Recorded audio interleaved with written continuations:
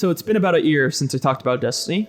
Last year I reviewed all 3 of the Year 2 seasonal expansions. Right now, I'm gonna talk about the 3 Year 3 seasonal expansions in the Season of Dawn, Season of the Worthy, and the Season of Arrival. And I'll compare them to the previous year seasons and see how Bungie's doing without Activision. Previously, I've structured these type of videos as a review of should you buy it? I'll be changing that from here. This is more of just a reflection video. This video is more of a retrospective look at how these seasons have went, rather than a review of should you buy it, because all the content here are going away, and I just want to reflect on how successful the content was, what were some good parts, what were some parts that weren't that great, and what I anticipate going into the future. First things first, comparing the sheer amount of content, the post-Activision split seasons obviously have a lot less content here. For example, last year there were 2 raids that were able to be pumped out. This year, we only have a dungeon. That's about it. A good dungeon at that though. On the front of game modes, last year we've seen core seasonal activities revolve around these horde modes, being the Forges, the Reckoning, and Menagerie. About these horde modes, the Menagerie has done probably the best job of creating this kind of match-made experience. The horde modes that we got this year include the Sundial, and that's about it. The Sundial is pretty good, but all the other activities that we got this year were substantially worse than the horde modes that we got previously. The Seraph Towers and the Contact public events are just that, public events. And the Rasputin bunkers are just glorified lost sectors. I think the cutback in budget is really shown through the fact that these core seasonal activities are just nowhere near as fleshed out as they were in the previous year. Speaking of core game modes, last year we also got Gambit Prime in the Season of the Drifter, and we have something that mirrors that this year in the reintroduction of Trials in the Season of the Worthy. Now, Gambit Prime was something new. Not a lot of people enjoyed it, but it has its nuances. Trials is pretty much exactly what it was in Destiny 1. People wanted it back, and so it is. Not much to talk about there. I'll talk about weapon metas and all that in a later section, but for right now, these are the core game modes, and it's pretty obvious that this year, the funding there was definitely lacking. A front that was handled a bit better this year was the story missions. Last year, with the 3 middling seasons, we had some story mission tied into the Black Armory, and we had the Invitation of the Nine, giving us some lore about the Nine. These were interesting. They were good. This year, we got the Saint 14 rescue missions, which is great.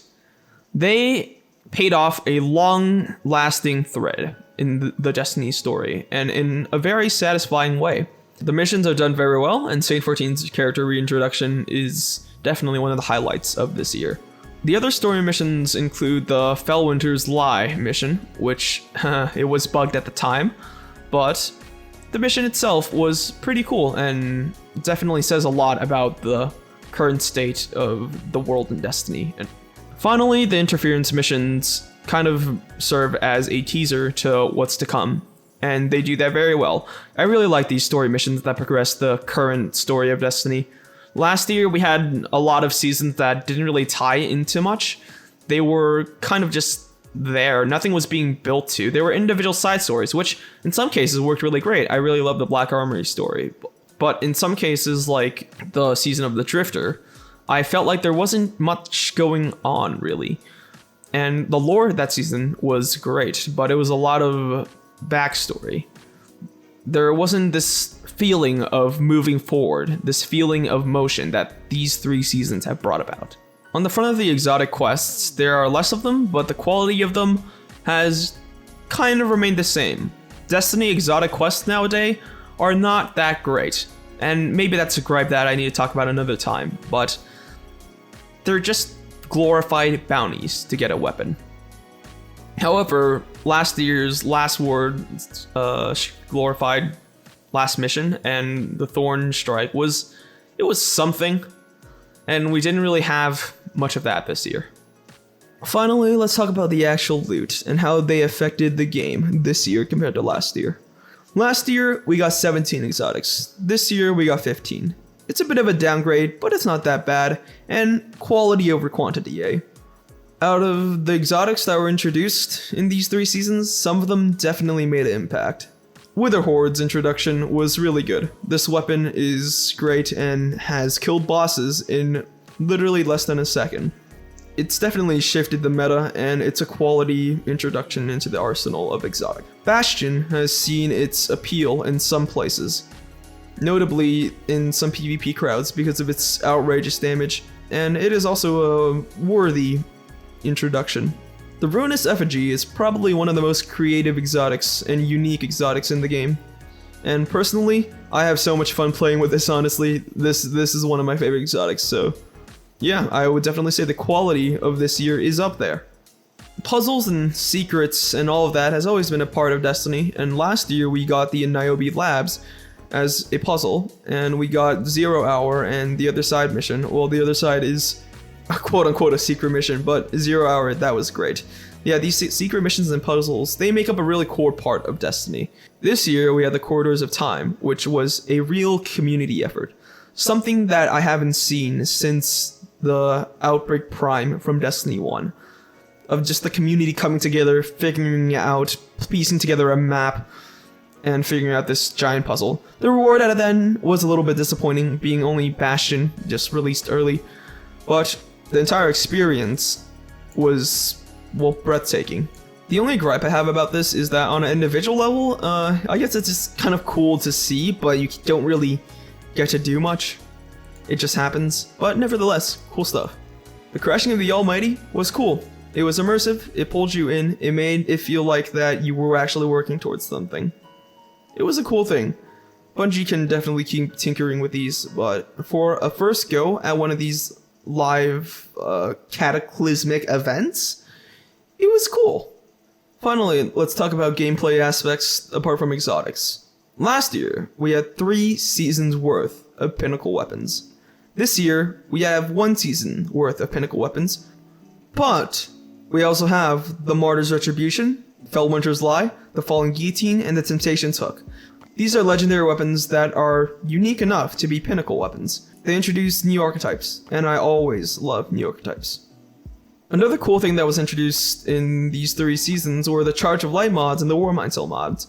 These things increase build diversity drastically, and their inclusion is probably some of the best parts of these 3 seasons. These seasons didn't have a lot in game modes, but they did improve and change up the core gameplay by a good amount. The sandbox updates made auto rifles more meta, and auto rifles are meta. They haven't been meta for a while, and they've definitely had their time in the sun. Maybe I'm looking at a auto rifle nerf possibly later, but I think that auto rifles finally getting to shine is a good thing. However, choosing a weapon with as low of a skill floor as an auto rifle to be the most powerful weapon in PvP is an entirely different issue. A few more things before I wrap up here. You guys remember Beavers? Yep, Beavers. That was a great time. Anyways, I've rambled on for a little bit now.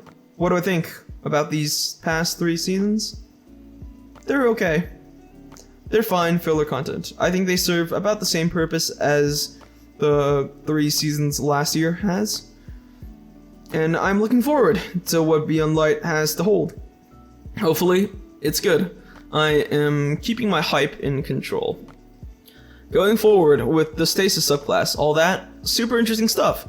They haven't revealed a lot about the actual content and gameplay, but they talked about the lore, and the lore right now in Destiny is very cool.